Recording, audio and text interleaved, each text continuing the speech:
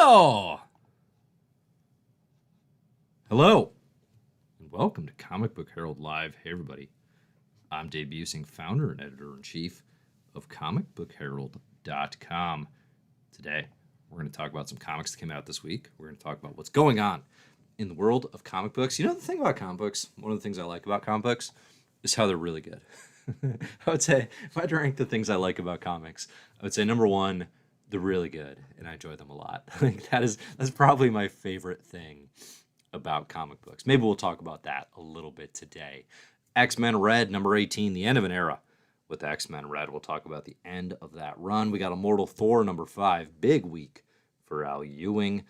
Danger Street, issues 1 through 12. I did a Tom King, Jorge Fornes, Danger Street binge. We can talk about that a little bit. And then I want to talk a little Batman Mad City. Or City of Madness. Pardon me. Got a little City of Madness I've been catching up on.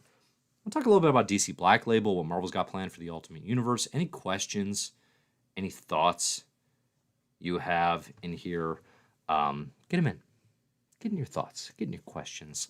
Let's have a little conversation. Cousin Marcus asks, what kind of mic you use? Why? Was it such stereo pleasure in your ears that you want to replicate that experience for others? Is that probably that's what happened? So I used to use a really nice mic, but it came in very quietly. I've got the whole Focusrite settings and all these things, right? And now I use this cheaper USB, what is it, a Blue Yeti kind of thing, like one of the go-tos. And the reason I do that is for live streams. It's much louder. Like just the volume. I've messed with like preamp stuff on the mic that gets a clearer when I've done all the video, like all the Crack and Krakoa videos you've ever listened to have been recorded on not all of them, because I started out without the equipment, but the 90% were recorded on a nicer microphone. But it comes in so stinking quietly that I finally was like, you know what, screw it. This comes in loud. It's clear enough. I'm just going to do the Blue Yeti plugin. It's hardly going to be what like audio experts are going to recommend to you, but it seems to be working just fine. Somebody says, where did the singing intro go? I don't know. Did it come through? I never know. I start singing the second I push go live, and I frankly have a very confusing relationship between when I click that button and when I'm actually live on your screen. So if you heard the hives, the singing came through. If you did not hear the hives and you did not hear me basking in hating to say I told you so, then I guess the music didn't come through this week. What a bummer. What a sad week. It's not Christmas yet. Don't worry. There's better stuff yet to come here in the month. But that's a tough blow for the month of December if the singing did not come through. Vasco says, X-Men Red 18. Can we just keep the team together on the cover, please? Not totally sure what that means. Cousin Mark says, City of Madness, a top 3 illustrated comic I've ever seen. It's great. Christian Ward is such a fantastic illustrator and storyteller and colorist. I mean, just like the choices of blues and pinks that Ward uses in their work. It's a huge part of what made Black Bolt such a hit for Marvel.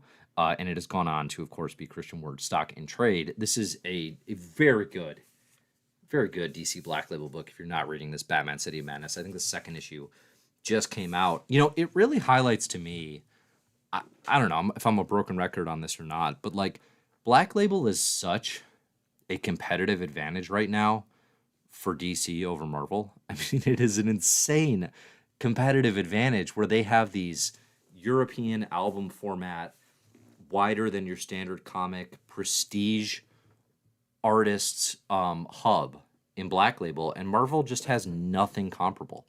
And it is so weird. It is so weird because Marvel will chase anything DC does. And vice versa, generally speaking, right? But like Marvel can see DC have a very bad idea and they will be like, I would like 2 of those, please. You cannot have something we don't have. And yet, when it comes to Black Label and it comes to prestige artist focus, just give creators the opportunity to have their way with a character or a property, generally Batman, but not always, Marvel doesn't seem interested. Like Black Label's been around for what, like 3-4 years? Obviously Vertigo before that. I don't understand why there's no interest. I'm very confused why there's no interest. I mean, these are like, unquestionably, when I go into a comic shop, a lot of talk about retailers and the market and what the problems are and what ails comics these days. But when I go into a shop and I see something this big and this different from the standard superhero fare, and then you look inside and it's just gorgeous, right? And then a good story on top to boot is, of course, what you're hoping for. But it's like there's such a better chance of me throwing out extra money for something like that as opposed to an Ultimate Invasion #1, which maybe has big creative names attached, maybe kicks off something that I'm going to be interested in, but the product itself is not a $9.99 product, right? Black Label at least promises that. They're so, like, every time I go into a shop and I'm like, you know what, I'm just going to buy a bunch of extra stuff today, stuff off my pull list. It's always Black Label books. Always Black Label books. They also have like an incredible advantage right now. This podcast is not sponsored by Black Label, sadly. I wish it was. They also have a real advantage in terms of like, I would so much rather read a Black Label book in print than digital. You know, if we're talking any standard Marvel comic, the gap between reading the physical edition versus digital, non-existent, right? Aside from just your own personal, I like having this thing in my hands relationship, which some of you are gonna go with that till the day you die, right? You just prefer a comic in your hands, understand that. But purely in like the reading experience, it's about the same. Tablet's about the same size as a print comic, slightly less likely to get a paper cut. Black Label, you actually don't have that. The tablet experience, reading it on digital, doesn't replicate the width, doesn't replicate the actual size, generally speaking, of a Black Label book. So I'm so baffled. And I don't even think it's been like a particularly phenomenal year for DC Black Label. I think I talked about it last time. The Riddler Year One stuff that Paul Dano wrote is exceptional. Batman City Madness is off to a good start. The Last Days of Lex Luthor was cool, but only one issue came out this year. And Waller vs. Wildstorm is one that I got to catch up on a little bit. It seemed promising, but I thought it was stronger last year with like Catwoman, Lonely City, which to me is like instant classic DC. Put it on the shelf next to The Killing Joke and Watchmen type stuff. But yeah, I don't get why Marvel has no interest. I wonder. I have to wonder how much of it is. There's a lot of factors, but like Marvel's always had, they've always been chasing DC in the collected edition side of things, right? Really post Watchmen. Like DC has had a stranglehold on evergreen, perpetual money-making, selling trades. And I wonder if Marvel at a certain point, just business-wise, was like, that's not our strength. Our strength is flooding the market with variant covers and too many comics and owning the market share percentage game specific to the retail shop experience. And they kind of just aren't, they don't ever seem to be thinking long-term. They don't ever seem to be thinking, and the reason this pains me is like, that's what leads to better story. That's what leads to better vision. If you're thinking, I don't really care, or it's less important to me how much Avengers Inc. #3 sells. What I care is that the 24-issue run that Al Ewing is going to put together is going to be something people want to come back to year after year after year. Like that to me is the type of thinking that I would like Big Two Comics to be taking. Or in the case of a Black Label, where they're like, you have creative liberty here to take the training wheels off a little bit and do your thing. Do what makes you an interesting artist, right? Which is like, that is what we should want out of comic books. I think as fans and as readers, with just the plethora of comics at our fingertips, the plethora, apologies to all my Italian relatives, the plethora of comics at our fingertips, like, you should want something new. You should want artists who bring something to the table, who can tell a story in a way that you didn't expect it to be told, not who can deliver to, like, listen, I'm not a comic book writer. I am not a comic book artist. I don't need to see my own sort of mimetic understanding of Batman through all the Batman comics I've ever read reflected back at me in a Christian Ward comic. I want to see Christian Ward do that because I can't draw like him, because I can't color like him.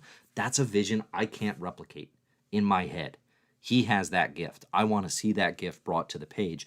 I want to see Marvel encourage and support creators to do that.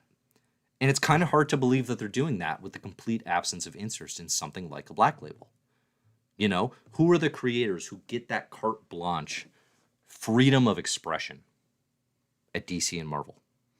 And it's not like DC's perfect at this, right? Look at the mainline superhero continuity, right? Like there are limitations everywhere you go. This is big two. This is licensed work. These are owned by major conglomerations who are going to have a say in things at a certain point. But there's not a prestigious outlet for artistic expression within the Marvel Universe aimed at the aging audience that they seem to want to hang on to. And yes, I'm pointing out myself, but it's like, those are the books I actually want. The shared superhero continuity stuff, they're trying to scale the shared superhero continuity stuff to the aging, can't let go audience, and we're both losing as a result.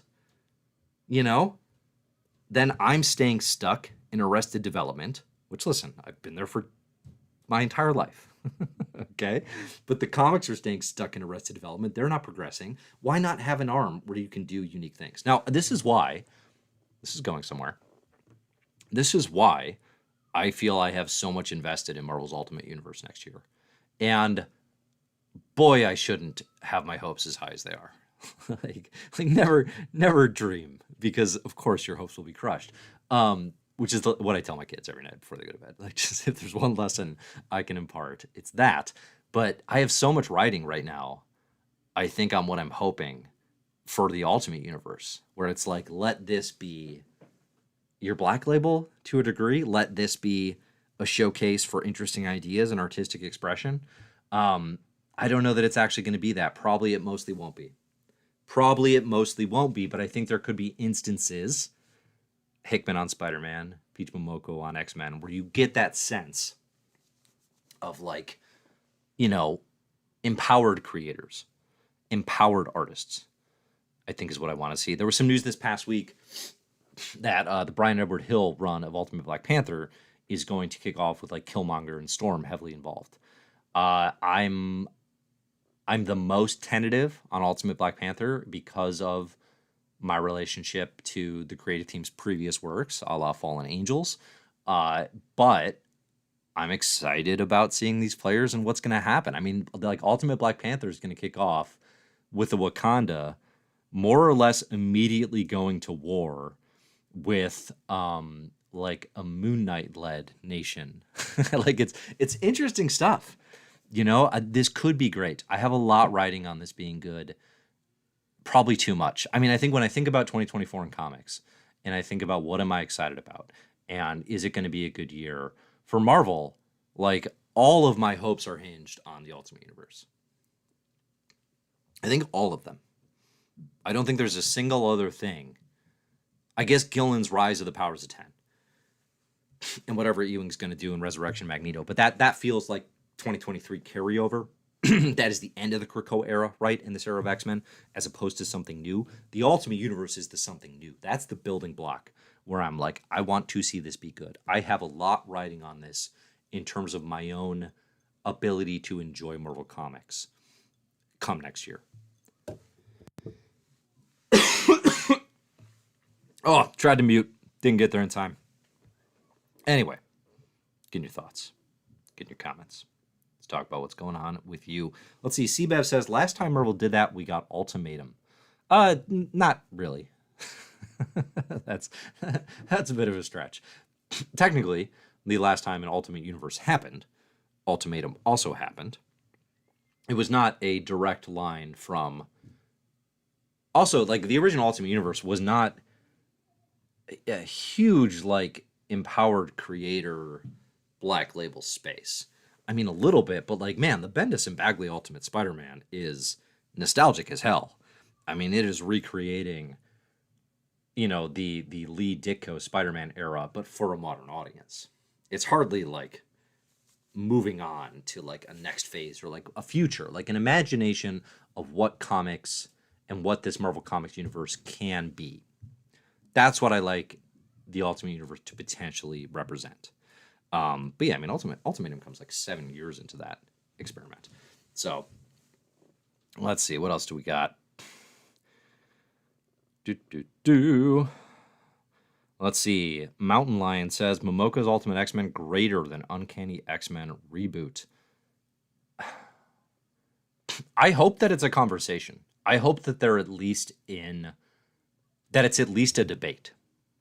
You know what I mean? Like perfect world, perfect scenario is both of these are operating at a high level, and it's a real which one of these is better. I would like to have a quarterback controversy between Momoko's Ultimate X-Men and however Uncanny X-Men gets rebooted, right?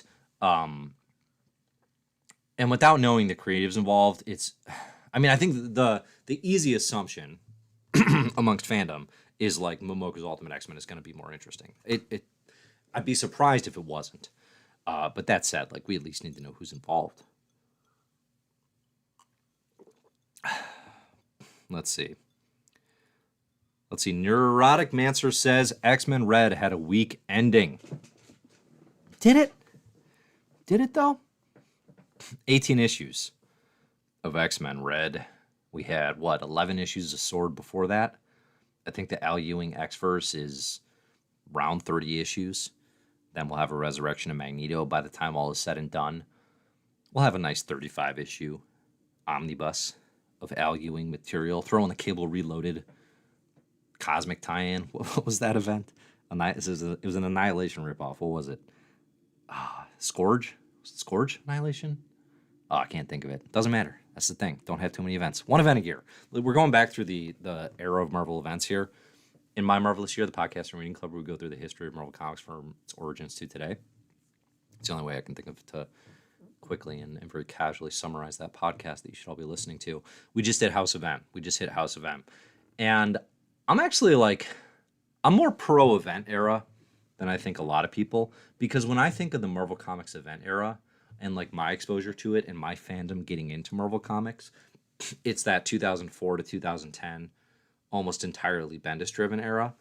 And the thing about those events, as Marvel's kind of ramping up what it means to be in an era of events, is like there is one central core of the universe event a year. I like Marvel Comics having that. I think it's good for providing a center. It's good for providing a core. House of M, whatever you think of the story, which I think starts out very nice and then quickly falls apart, which is kind of the Bendis experience, it sets a lot up to make the universe interesting. Maybe not perfect. Maybe there's some stories you don't like, but a lot of people have, X-Men fans have very negative opinions of Decimation, certainly. But, it's not like it wasn't a curveball. It's not like it wasn't a change of pace from where things had been. I like the one big central event in the middle of the publication calendar. Marvel's problem is they saw that people liked that and said, let's do 75 a year, right? And that's the problem of everything in entertainment, is the second something is working, it just gets milked to death to the point that it's not fun anymore, Milk to death, where does that expression come from? That sounds brutal, right? You milk something so hard and so long that it dies? That's some new Teenage Mutant Ninja Turtle stuff right there. Watch out for the milking. Anyway, let's get off of that topic before the fetishists come for us. All right, get in your questions, get in your thoughts. I'm going to take a sip. We're no longer sponsored by Big Water, in case you couldn't tell. I've got my fancy gift cup here. Now, no Big Water. They're out. They're out. All right. Get in your questions, get in your thoughts. I'm going to talk about what's going on in the world of comic books. X-Men Red, number 18. Did it end poorly? I would say no. I'm going to miss this run a lot. Honestly, I really loved the Al Ewing X-Verse. I got a little emotional reading X-Men Red number 18. Not going to lie. Not going to sit here and pretend I didn't get emotional with Al Ewing talking about what it is to live, how it's more than just survival. I thought it was a pretty interesting meditation on the age-old apocalypse survival of the fittest adage, but like actually trying to articulate, well, what is more than that? What is more than survival of the fittest? What should we actually be striving for? And Ewing settles here in the pages of X-Men Red that we should be striving to thrive, that we should be striving to be able to have everyone live their best lives. And it sounds trite in the way I'm saying it. I do not think it comes across trite in X-Men Red 18. I thought this was a fantastic Storm run. I mean, probably my favorite Storm stuff since Claremont. And by probably, I mean unquestionably. It's one of my favorite X-Men runs of all time. Would I have liked more? Yeah, for sure. I think, though, when all is said and done, when you put Sword and Red and Resurrection of Mag Daddy in an Al Ewing X-Men omnibus, find me an omnibus, an X-Men omnibus you'd rather have from the last 30 years. You know, what's the competition? Morrison, New X-Men? Yeah, okay. That beats it. I'm very partial to Remender X-Force. That beats it. What else? That's two. That's two books. I would not put Hickman X-Men above it. Not as good. I think that's it. Unless there's something obvious I'm just spacing on. You know, like singular creative visions despite artistic turnover. Now, one huge advantage that I would say the Remender Uncanny X-Force has over the Ewing X-Men experience was consistency and, frankly, skill level of artists and storytellers. Remender always had a really good ability to collaborate with some of the best artists in the biz. And then Morrison obviously get quietly in there for a huge one-up. But I mean, I think it's my third favorite. And then we could run it back even further. Then you got to run it back until Age of Apocalypse in 1995 to give me an omnibus where I'm even considering putting it above X-Men Red, and I would, right? So that's, what is it? It's 2023. So give me 20 years. I can't go 30 because then we're running Age of Apocalypse. Give me 20 years of X-Men books. And this is either the second or third, depending on how you're doing the math there with your Grant Morrison stuff. Right? That's great. That's great. I don't know. Does that say more about how good Ewing's X-Verse is, or how inconsistent and at times unreadable X-Men is? You could definitely take that and interpret that a number of ways. Ooh, Jason Aaron's Wolverine and the X-Men. I'm actually very partial to that run. I had a lot of fun with that. That's in the conversation. That's a nice omnibus. Ooh. I mean, right now, I don't know if it's just recency bias. Maybe it's recency bias. X-Men Red, I had a better time reading it live, that's for sure. But is it actually better? That one's a little dicier. That one's a little dicier. Air Harlem here says Peter David's X Factor was really good. The thing people forget about Peter David's X Factor is it goes forever. It starts off with some real interesting stuff. Love me some Madrock investigations. Love me that noir kickoff. And then it just says, oh, you're enjoying this? We're going to go until you're not. we're going to make sure this run is so long that you're definitely out on X-Force by the time we hit, 2010 at best. Yeah, I have if it would be, that's a run that would have been better served with like a 4-year plan and ending. That's the thing about the Krakoa era, about wanting it to only 5 years. It's like, how many comics get better 6-7 years in? That's a pretty unprecedented experience in American superhero comic book history. With at least any sort of similar retention of the same creatives working on the properties. We could talk about, obviously the Claremont era stands out. But even that, that starts, 75 is Giant Size X-Men. By the time we get to 82, We're post Days of Future Past. We're post Dark Phoenix Saga. There's some real good stuff that comes after the 7-year mark. But again, the one same writer on a title for 16 years example in history is more of an anomaly than it is any sort of precedent that other artists or creators have shared. You know? I mean, 7 years on a title. Or 5+ to get past Krakoa. Like, man, that's a lot. A lot. I mean, who's even close these days? I mentioned just Peter David X Factor. That's one, right? Peter David Incredible Hulk. Peter David is he's a marathon man. Give him credit for that. Stays on a title and stays hard. Dan Slott on Spider-Man would be the other marathon man experience. Anything else in the 2000s? I mean, I guess Bendis is on Avengers from 2004 to 2012 in various incarnations. And then Brubaker Cap. That's a good one. You got Brubaker Cap from 2004 until 2012. Maybe there's some Winter Soldier stuff longer than that, though. So that could be approaching almost a decade. That's great stuff. That's your best case example. And again, not a shared universe like Krakoa. You know, Brubaker just gets to do his Cap stuff solo. Christoph says here, how long was Jason Aaron on Thor? There you go. Jason Aaron's Thor, 2012 to 2019. That's 7+. That counts. That's in the conversation for sure. Not a lot of runs that work that way, though. And none of these are trying to play ball with other spin-off books in their arena, which is what the Krakoa X-Men experience has been. All of these are just your regular, normal solo team or hero title. You know, they're not trying to do it all. I think I've said this before, but the Krakoa era experience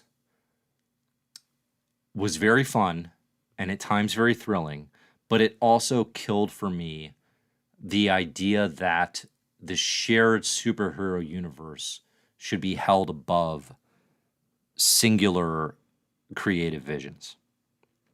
I would have said intellectually, philosophically, I was very pro shared universe, trying to get everyone on the same page, writing 6 comics that all feed off each other and get to better. I was very pro that idea being the right way to explore a universe as large as X-Men.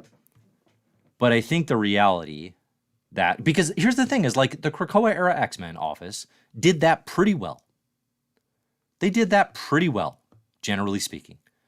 Even when some books weren't hitting, there were always like 2 to 3 that were cream of the crop. And that 2 to 3 could vary. And you know what that means? It means the books are that I have at the bottom are not as bad as probably I think, because for some people they're at the top, right? And if you can kind of rotate like that, you're doing a decent job. You're not going to, hit for all readers all the time. You got to provide a little variety. I think this X Office did about as good a job as you can do with a big 2 shared superhero universe. Again, name better examples throughout superhero history of a bunch of titles playing off each other as cohesively and as in continuity and as of a piece of mission, of a vision, as the X-Men Krakoa era. I will happily wait, okay? And try to get outside of X-Men for this. 2, who else is doing it? Valiant Comics circa 1991. Okay? That's your answer. Like, that's hard stuff to do. There's a reason people generally don't pull it off, or generally even flip and try, is because the idea of the shared superhero universe is often a lot more exciting than the reality of what you can do when you're actually trying to Voltron together to make something as part of, the writer's room experiment. So I think if this was the example of it being done about as well as it could be, and at times it felt that way. There are times when it was, it was like, oh, this, it's fallen off the rails, right? We hit that point eventually. But there were times when it was done about as well as it could be. And still, I think we look back and you say, well, something was lacking. Something was missing. And the something that was missing is the opposite approach. The something that was missing is Jason Aaron, Esad Aribich, Russell Dowderman, Matt Wilson on Thor for 9 years. The something that was missing is Ed Brubaker, Steve Epting et al. On Captain America for a decade. The something that was missing is the singular vision on a single title. You know? So unless you're totally opposed to the mindset that something was missing and that actually this was the best it could be and it was awesome and no complaints, then I think for me, having not had that experience, what I say then is I actually don't really want to see editors and creators trying to collaborate and put together a shared superhero universe in this way. Again, I would kind of rather not invest in that experience because I think it is a letdown compared to the best of the best in superhero comics, which is when creators sink into a title and they own it and it rules. That's the best experience, I think. And I don't hold it against Krakoa for trying. Again, at the start of things, I would have said that's what I want. And I'm still, like, tempted by that. You know? Like, if somebody came in and said, I mean, it's kind of what the Ultimate Universe is doing, actually. And what did I just say?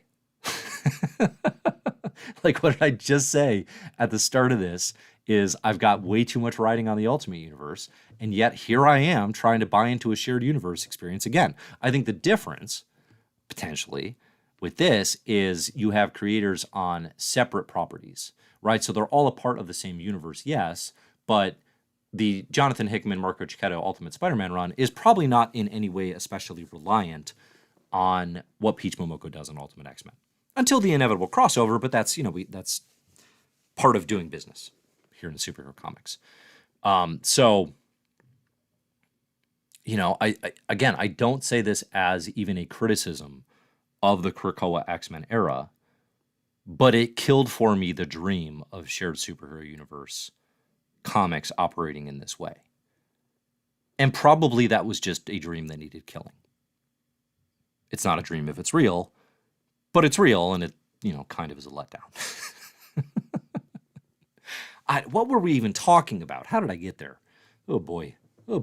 Don't drink and cast, I'll tell you that. Let's see, we got some comments coming in here. Christoph says, the Krakoa era is a very decent era. I will enjoy reading most of it again before Fall and Rise of X. I'm definitely not in that headspace of, like, rereading it before the end, but I've been so tapped in throughout this time that, I feel pretty caught up at all times. That said, and I was saying this all along, like, people are going to come back to this and they're going to binge it and they're going to have a great damn time. They're going to have a real good time, and they're going to know the parameters, which helps a lot of times, right? It kind of helps to know this starts in 2019 and it ends in early 2024, and I'm going to binge all of that. You can't be let down by the fact that it doesn't keep going when you go in knowing that. But yeah, people are going to come back and they're going to love this, and they're going to get to pick and choose what they love too. It's going to do fine.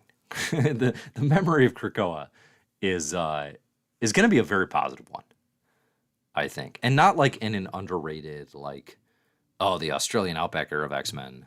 Like, the old heads love talking about the Australian era of Outback. Like, find an old head X-Men fan, and I guarantee you within 5 minutes they'll be on Australia. But it's like, it's interesting, but it's weird and wild and not an easy place to jump into. Krakoa is not that. Krakoa is way better than that. Way flipping better.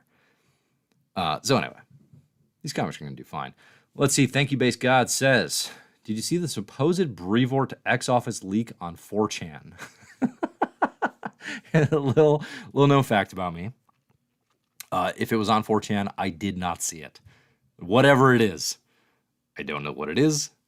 Let's see. Thank you, Base God points out some talking points were Liefeld taking over X-Force and Dan Slott doing an Iron Man book. I will say the chances of Slott doing anything in this X-Men era are pretty good. Like, Brevoort and Slott have seemingly like a pretty close relationship. I think the chances that we see Dan Slott and Greg Land are pretty high. Liefeld on X-Force, I mean, are they that desperate? Are they really that desperate? I kind of doubt it. But I mean, again, I don't know how much. I know exactly how much credence I'd put in a rumor like that, and it is none. Let's see. Dano Cosmic says, do you think the time Aaron had on Thor was predetermined from the beginning? If so, what else will it take for Marvel to give that kind of freedom for a writer again? You know, this actually very much ties into my experience reading Danger Street, which is the latest Black Label 12-issue mini from Tom King and Jorge Fornes. And my main takeaway from a Danger Street binge is I'd like to live in a reality where a wide variety of comics creators from a wide variety of backgrounds and perspectives have the carte blanche to do as they would with the far-flung corners of absurd superhero continuity. Tom King is allowed his quirks. He is allowed by DC and supported substantially to write a 12-issue mini starring Warlord, the Starman nobody knows or likes, the Newspaper Legion, or the Newsboy Legion, Lady Cop, the Outsiders, Creeper, and then, yes, technically Dr. Fate and Darkseid in the Fourth World a little bit, but just like far-flung out-of-continuity stuff, bringing it all together, having a weird vision for what the DC universe can be. I would like to see more visions like that supported. Now, Tom King has, love him, hate him, whatever, right? There's a lot of strong, interesting, there's a lot of strong opinions about a very interesting body of work, but built up a tremendous fan base with hits. I'm not saying like someone out of the gate should just get whatever they want in terms of like, oh, here's 12 issues on, your D-Man series, right? Like that's not exactly the way it's going to work, but it shouldn't just be like one or two people, like the types of creators that get that level of support, that get that level of buy-in. There's just not that many. I guess Hickman's got it right now with Gods, right? That's a creator who's put in the time, who's put in the work, and then you get a work like Gods. And again, sometimes these things hit, sometimes they don't. But the point is, like, you got to give them that space. Let them cook. Can you imagine? I mean, there's so many examples like this, but like Matt Fraction, David Aja, Hawkeye, in this market would have gone 6 issues, maybe, it probably would have gone 5. Everybody would have been saying this run could have been great, and it wouldn't have gone any further. One of the best comics of all time. Straight up. As far as the AR and stuff, I don't know how that works behind the scenes in terms of like predetermined how long it goes. I mean, I think what I've gathered from Brevoort's email newsletter is basically like kind of nothing is predetermined and it's all dependent on sales. And that like if at some point Thor really bottomed out, that regardless of whether or not they thought the run was cooking, they would have ended it. You'd probably have to ask Jason Aaron, like, how long did you think you were going to stay on that? Because, he was a premier Marvel writer for that entire stretch. It's an interesting question. Yeah, like, how long did you think you would be on Thor? It is kind of hard to imagine creator taking over a book now and having the audacity to be like, I'm going to be on this for 5 years. I mean, that's the thing that Tom King had the luxury of when he took over Batman. Like, he was hot enough where he was like, I'm going to do 100 issues on that. Can you imagine anyone else saying that about any other book right now? Like, the audacity to suggest, A, that you'll still be there, and B, that a book will even go 100 issues. And obviously King's, didn't. You got to end it early. But, like, I love that ambition. Creators should want to do that, and they should be encouraged to do so. But like, it's not the market and the approaches do not support that. I don't think right now, So, all right, what else do we got here? Deus Imperium says it didn't help that so many readers complained that it wasn't the real X-Men. I don't know that has anything to do with the output. You know what I mean? Like, none of my criticisms of things that I think maybe did or didn't work in the Krakoa era are a product of them trying to cater to a confused and uncurious fandom. right? Like those voices are annoying, but I don't know that they actually had any impact at all. Like I don't know that anything changed because uncurious, stuck in their ways fans got confused. I don't think anything did change. Like, this is a natural endpoint. It didn't end early, you know? The fact that it survived as long as it did post Hickman, I think, frankly, is a testament to that. Like, they're pretty committed. So, I mean, I will, credit where it's due to Marvel on the Krakoa era. It's not like they didn't support the era. The plug didn't get pulled. The rug didn't get pulled out from under them, 3 years in, and they had to quick wrap it up. They supported this era. It was given every opportunity. I don't know how you'd argue that it wasn't. I'd be curious, genuinely, but I don't know how you'd say that. Randall says, hey, I like that Starman. He's a gay disco one. Fair enough, Randall. That was my shots fired at Blue Gay Disco Starman, or perhaps out of order. I will own that one and admit defeat. Let's see. Mikey said, I once asked Slott about the X-Men, and he said he wasn't that big a fan and didn't think he'd be best fit to write an X title. Mikey, all you're doing is telling me Dan Slott's on the X-Men for sure. Now that means he is 100% going to be writing an X book by the end of 2024. Like, lock it in. Lock it in. Let's see, what else do we got? Christoph asks, what characters, major or minor, came better out of the Krakoa era? That's a good question. Who had such a good Krakoa era that they go into 2024 and it's like, oh, I like that character more now, or they're in a better place than they were previously. Polaris, Lorna Dane, I would say is a much more interesting character than she was previously. The Ken, less creepy, more likable, I think, in a lot of substantial ways. Could I just keep going naming the cast of X Factor? I probably could, but that seems like a cheat. Who else? Big Daddy A. Way more nuanced. Way more interesting character. Magneto had a good Krakoa. Already loved the little guy to death, but had a good Krakoa. Mr. Sinister had a good Krakoa. I think a lot of characters, actually, are generally more interesting post-Krakoa than they were previously. Like, some, I would say, are pretty much unchanged. Wolverine, pretty much unchanged. Psyche, unchanged. Storm, in a better place. Colossus would be on the beat down, has to recover category here, right? I would say that the characters who took the biggest hits and have some recovery now would be Colossus, Beast, Professor X. Who else? Maybe Moira? I'm not talking about Moira. You cannot make me. Stop it. Stop it. I'm not doing it. So we got Beast, Colossus, Professor X.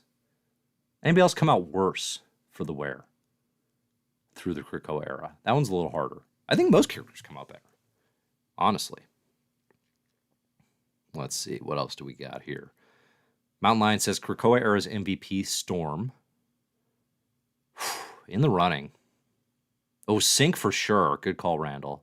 Sync had a great Krakoa. Betsy Brock got a lot of at-bats. She's got to be in a better place than she was before, too. Yeah, Sync actually probably had the biggest, from, like, not a ton of people know that character to one of and the most important X-Men. That's a pretty huge jump. I don't know that Laura Kinney had a real good Krakoa. I feel like the run from All New Wolverine to Krakoa was actually a downgrade, but it's a downward trajectory the character was already on. I think she could elevate again, for sure. Cypher had a very good Krakoa. Big Daddy Doug, his little lady. Yeah, Yeah. Let's see. Chad Klein says the argument that the plug was pulled out played out in X-Men Red. Great stuff, but you don't get the feeling this arc could have been at least double its length. Seems slightly rushed. No. Yeah. Yeah. I mean, it's hard to know.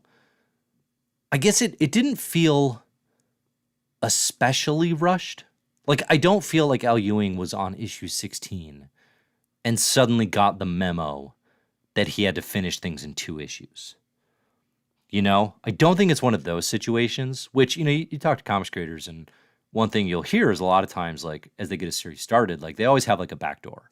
Like, they always have an out where, you know, if the first 2 issues don't do well or whatever, they can end the thing in 5 or 6. Like, they have, like, that's a kind of cost of doing business a lot of times, especially in this market. And I do feel like X-Men Red could have been a lot longer and a lot meatier, but I think a big part of that is that's just what I want. You know, like I want that for myself. But I don't know that means it got taken out early. I mean, I think the Genesis Civil War stuff was a bit of a Gordian knot for Ewing. You know, he kind of tied himself down to that, and you kind of needed a lot of, like, that's an event-sized kind of thing. I mean, you got all these factions at war. I guess I do think, like, Apocalypse coming back, the big triumphant return of Apocalypse to Arakko and siding against his wife Genesis and taking the side of Storm, like, all that stuff had that all happened fast. It did. And it's a series that was content to, you know, lay in the spaces of the character moments to build out this world, and that's part of what I enjoyed so much. So I don't disagree with you in that. I think it could have, and I wish it had been longer. But I guess I'd be surprised if Ewing thought he had a lot longer than he did. That would be an interesting. I'm telling you, the oral history of the X Office that comes out in like 3 years on Sketched is going to be amazing. I'm going to read that so fast and so many times. What else do we got here? Vass says Magic had a great Krakoa. Did she? Did Magic have a great Krakoa? I mean, better than where she was. At least initially. Krakoa had a pretty good Krakoa. I think that's fair to say. I think that's a really good pick there. Yeah, I mean, a lot of characters got their due. I actually think the characters who I think Nightcrawler had a pretty bad Krakoa. All said and done, I would put Nightcrawler back in that category of Colossus, Beast, Professor X for characters that took the biggest blows. I think Vasa's Krakoa era could have lasted 10 years. Just because it could have doesn't mean that would be a good thing. I think listen, I am on record as saying the Krakoa era should have continued. Or rather, I am on record as saying Krakoa should continue as a mutant nation. But this like era and kind of putting a bow on all the stuff that happened in House and Powers, it's time for that to end. I am happy for an ending to come for that. It makes sense. It is the right time. Destiny had a good Krakoa. That's true. Destiny had a great Krakoa. You know what we haven't talked about in a while? First issue of Immortal X-Men. You're a ghost, fa la la la la la la la la. You're a ghost, fa la la la la la la la. Why was Sinister saying that to Destiny? We still don't know. What? I don't feel especially closer to an answer after nearly 18 issues of Immortal X-Men than I did the first go-round. What is that about?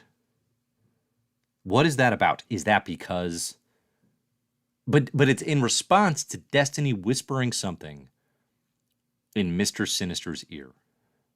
Is it because Destiny traveled back in time and tells Mr. Sinister what's to come and how, like, she's not even real? There's that cover. There's the tease of someone pointing a gun at Moira. And I think the most popular, it's a House of, or what is it? Rise of Powers of 10, maybe? or Fall of the Powerhouse of X. It's one of those, one of the minis that's coming up. And the popular theory was Mystique is the one pointing the gun at Moira. But I wonder now if it's Destiny. And somehow Destiny travels through... Listen, it's mutants. You can travel through time just by stepping into the wrong house. And it's Destiny, and that's how she's in time whispering stuff to Sinister that makes him go comatose. Because what else does that mean? What else is it? You know? Or like, Destiny's like, I just went back in time, and I killed Moira before she could do all this, and that reset to an 11th life, and I'm telling Sinister I'm going to do this, which makes me basically a non-existent person because I'm from a future that will not come to pass because the lifelines are going to get reset and there will be a life 11 and everything that just happened in the Krakoa era will never really have happened because Destiny traveled back in time. Wouldn't that make her a ghost? Am I thinking of this as I say it out loud? Yes. Is it definitely right? Also, yes. I think we did it. I think I just Dave-Stanied. I think I just Dave-Stanied live on air. Somebody poke a hole in this. Somebody try to find any way this is not true.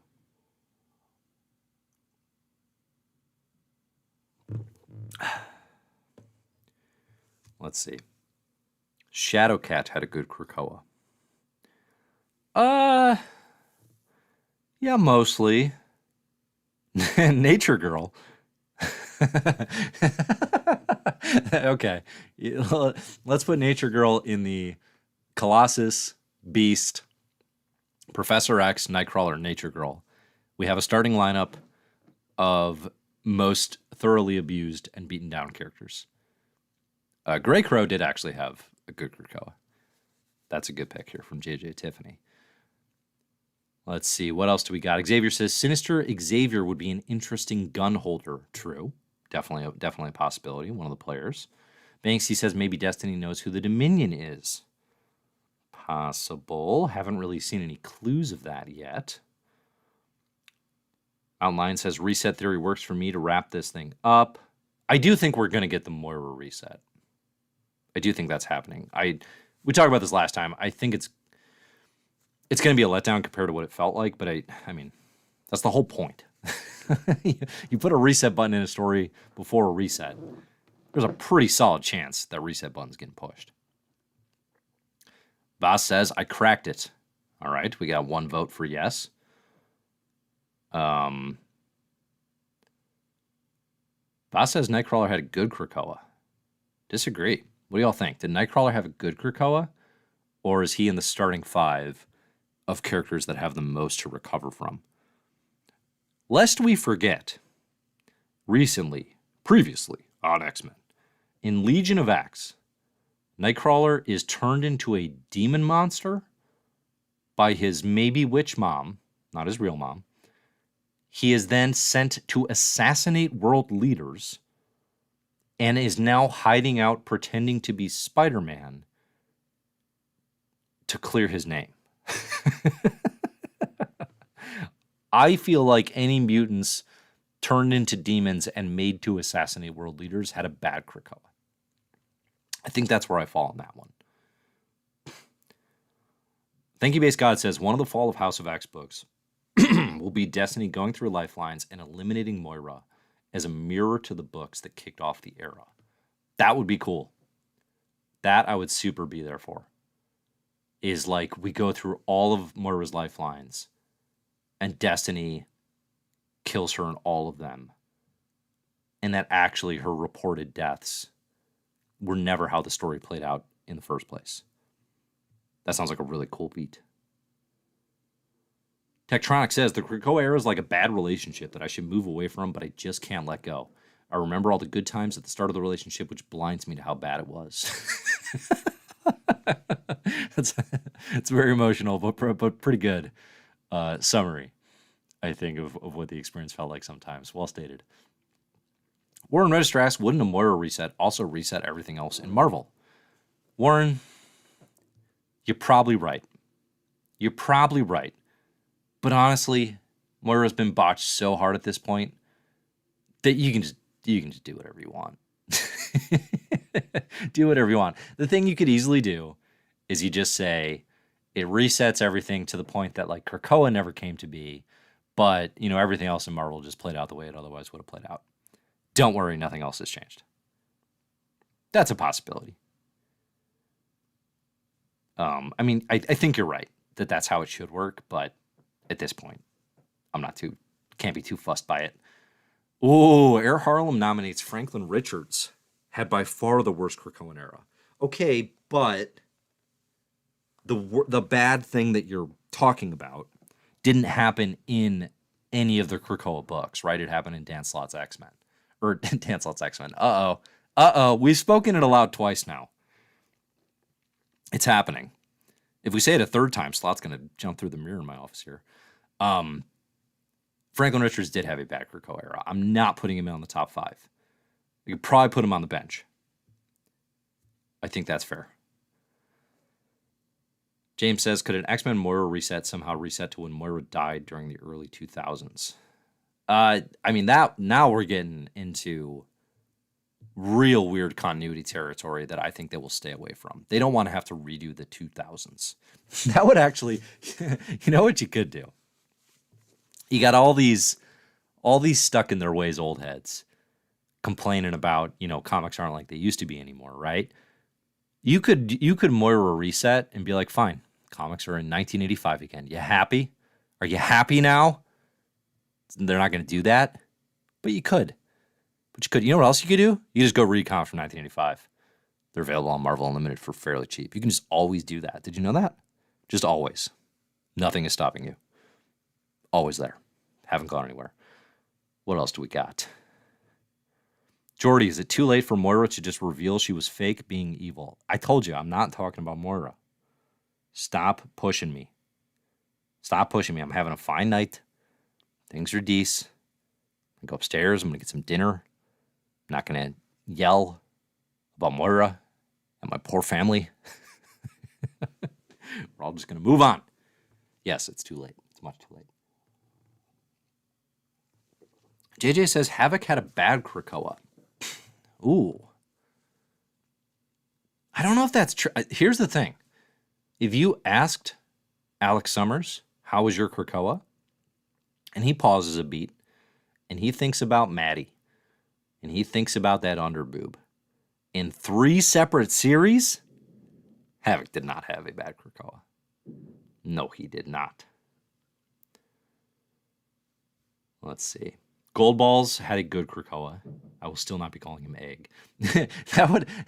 I hope a creator has to reconcile that guy trying to go by Egg post Krakoa. Changing your whole name. Dude changed his whole look to try to fit with the trend. We all said, no, you're Goldballs. But he was like, no, I'm Egg. Please respect me. Call me Egg. And now there won't even be any more eggs. Poor guy. Poor guy. All right. Get in your final questions. Get in your final thoughts.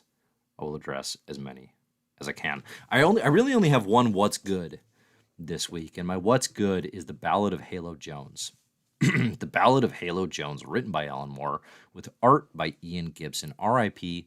to Ian Gibson. Condolences to the family and the comics community. Ian Gibson passed this week.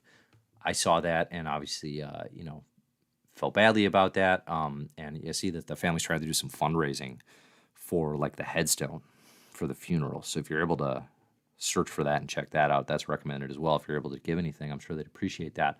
But did The Ballad of Halo Jones with Alan Moore, and that's a Moore work that I'd never read before. 2000 AD thing from the mid 80s. Been reading that. Been having a good time. Real good time on the old town tonight reading some Alan Moore. There's a handful of Alan Moore things that I've never read. Not a lot, but a handful. And I like me some Alan Moore comics. Still my number one. Still my GOAT. Love Grant Morrison. Respect the hell out of him. But Alan Moore will always be my number one, I think, in comics. Hard to see that changing for me. Just like a gift. A gift to the comics medium, at least as far as the ambition and the ability. And the ability to imagine British writer, British Babu, who's written for Comic Book Herald, one of my favorite, probably just straight up my favorite comics critic, who writes about this stuff occasionally today, talks about the ability to imagine futures for comics and how that is kind of one of the biggest fights right now, is just the inability to imagine a future for the backwards looking folks, and how the ability to imagine a future, to imagine new ways of what this thing could be, is like the thing that people should be thinking about. And Alan Moore was always imagining futures for comics. They don't have to be this. They don't have to be just for kids. They don't have to be 2000 AD, Judge Dredd, Blood and Guts for guys. They can be the Ballad of Halo Jones, imagining futures that don't exist. Love that. Love that phrasing. Love that line of thinking. And it's a huge part of what I love about comics when I'm obsessed with good comics. All right. I'm going to take a sip from our sponsor today. Our sponsor is a mix of whatever drinks you have in your office. Go into your office, mix them all up in a cup. Whatever drinks you got in there, take a big swig. Thank you to our sponsor today.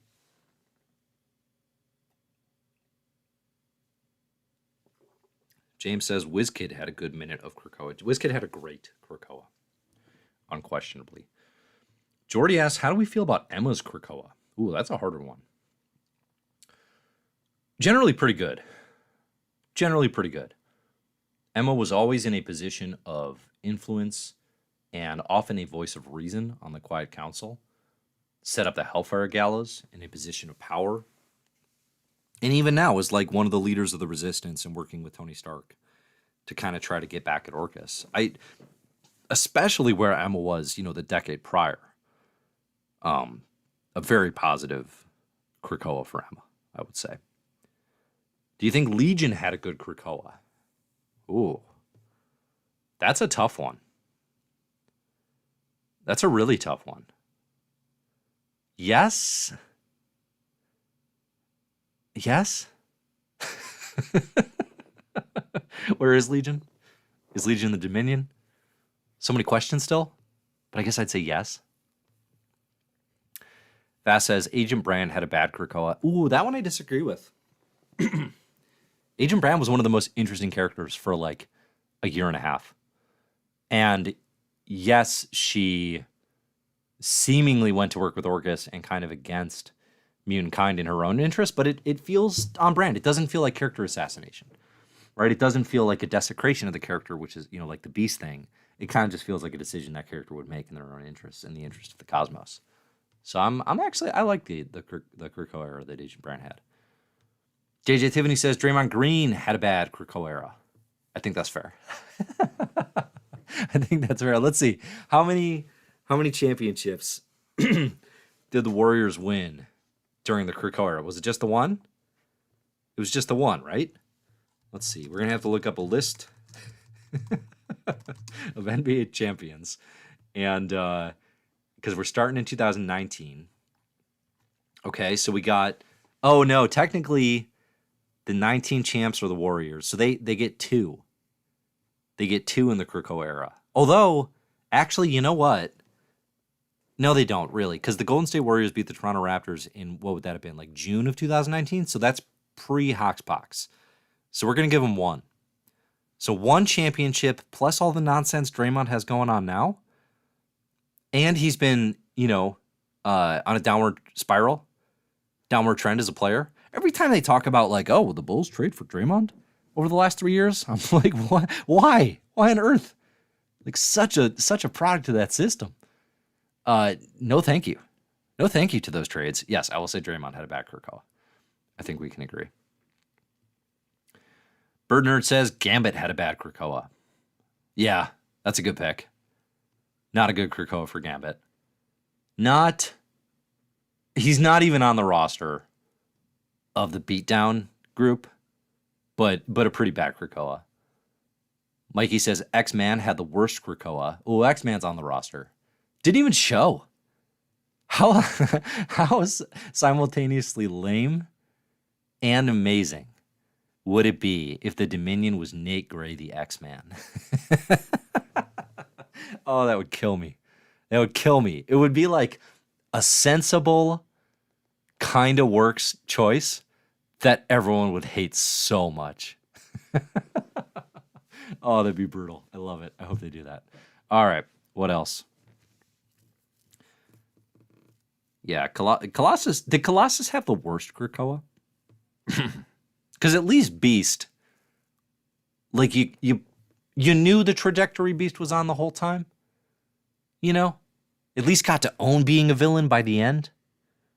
Professor X, same deal. You knew it was going to be a fall. You knew the hubris was going to let him down. I think Colossus might actually have had the worst Krakoa. That's pretty fair. Xavier says the girl Colossus killed and never resurrected had a bad Krakoa. Okay, she might have had it worse. We can probably agree she had it worse than Colossus. Oh, that was bad. Why is that even in the story? All right. Nobody says, I've been saying Nate Gray is in Gods, and then just couldn't even finish the thought. If it's Nate Gray, I will lose my damn mind. Voss says, Bishop had a good Krakoa. Cable had a bad Krakoa. I don't see that distinction. I don't see that distinction. Kid Omega had a 50-50 Krakoa. Kid Omega had the Krakoa he deserved. I got no complaints with Kid Omega's Krakoa.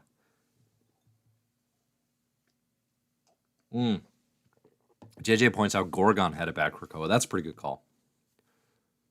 Gorgon got turned intellectually into a child after starting out very cool. Last time we saw Gorgon.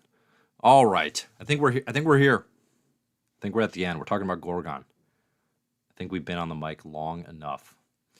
I'm Dave. You can find my stuff at comicbookherald.com. Go ahead and subscribe to the email newsletter. That's the most likely place you're going to see published works from me. Like, subscribe, share on the YouTube channel, all that good stuff. Let's see. Am I going to be here next week?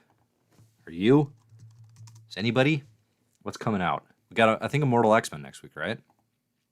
The week at 12/20, the Wednesday before the holidays, we got an issue of Wolverine. We got an issue of Wonder Woman. We got Gods #3. We got Uncanny Spider-Man #5. And those would be the usual suspects. Okay, I can be talked into it. I could be swayed.